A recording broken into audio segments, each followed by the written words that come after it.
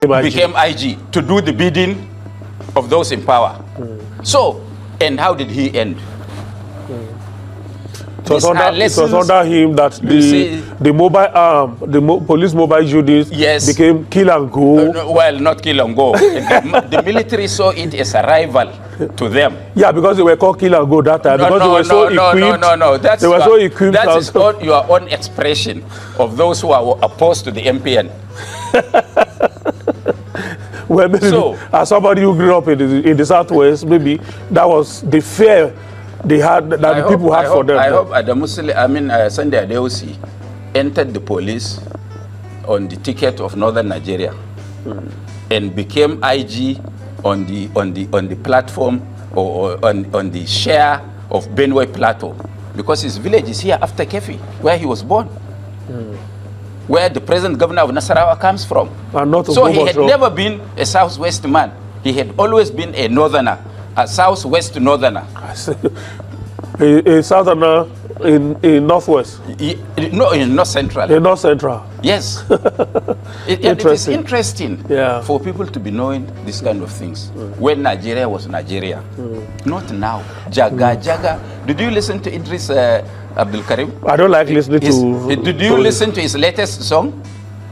If it's Jaga about Nigeria, I will not listen to it. I will not listen to it because I always like to see positive side of Nigeria. I say that is very positive. It teaches people some lesson. It reminds people in authority how people feel about them. When I criticize you in power, it doesn't mean I don't like you. Yeah. The Hausa people want say, me to succeed? Gyara kayanka does not mean sauke maraba, meaning that pack your things well does not mean that put it down for us to share. Okay. That's a Hausa saying. So if I criticize anybody in government, he should take it positively, that even if I am wrong, that there are other people who feel what he's doing otherwise. So you have been criticizing President Bola Tinubu, particularly on Kano. Just 2 days ago or so, I read your warning to him that Tinubu should be very careful about how he deals with the Kano situation. So exactly what is the president not the president, how he deals with the Kano people. That the how Kano some situation. of his people The Kano situation. deal with the Kano situation. Because unknown to him, and I can beat my chest that he didn't know, Tinubu didn't know what happened, what was arranged, that there was a grand design to set up the Kano state government, including the Emir, such that they could declare a state of emergency. And there was a meeting in a senior official of government's house in this Abuja, and the man that was supposed to be appointed Emir was sent to Umrah, and as I speak to you now, he's in Saudi Arabia, because their thinking is that once the Emir is invited today, he will be detained in Abuja. Once he's detained, the military would be put on alert. And then the throne will be declared vacant. Yes, and I keep on wondering. Which other man again? Because there are two of them who are... I say I don't want to mention names. No, let's put on... I don't want to mention names. Go and find out who is in Saudi Arabia out of the princes in Kano. Will it be the one that was proposed by the Kano state government? I can assure you that for the president's intervention, Ado Bayero was proposed by the Kano state government. So that the world knows. I just want to understand the news. Everybody in Nigeria knows what is happening. That there are key people in this government that are hell-bent in causing a bloodbath in Kano, such that they can take Kano through the back door. If they think they are important, they are powerful, and they are popular politicians, let them wait for a free and fair election in 2027 to remove the NNPP government. But they want to use their position to help themselves. That is not what it should be. People should look back to history. Do you know that the Wahala in 1966 started from Kano?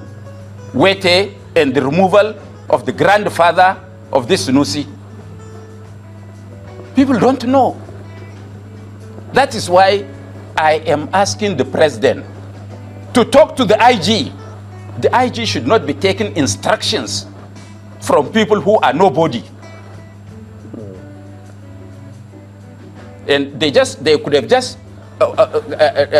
presented the president with fait accompli that there was a bloodbath in Kano and that there is need for a state of emergency or so should be brought back and met the emir. Is it the responsibility of federal government? Let me tell you that even if the Supreme Court rules that Sanusi was not properly appointed as the emir of Kano, can President Bola Tinubu appoint emir from Abuja and take to Kano? No, that would be the responsibility of the Kano state government. So why waste your energy to this impasse? Because we can't have two princes disputing such a reverse to the president should know better.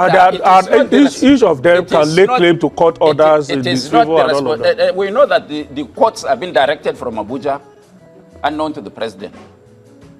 So who's the Abuja that will be directed to the president? Those that do this, they know when I speak that we know them, because they have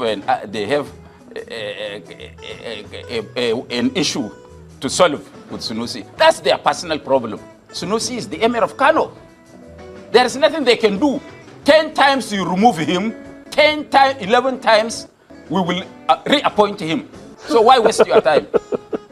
Who is we? You are part of them now. Of course, I'm NNPP. The government in Kano is the NNPP government. I'm the secretary of the board of trustees. Okay.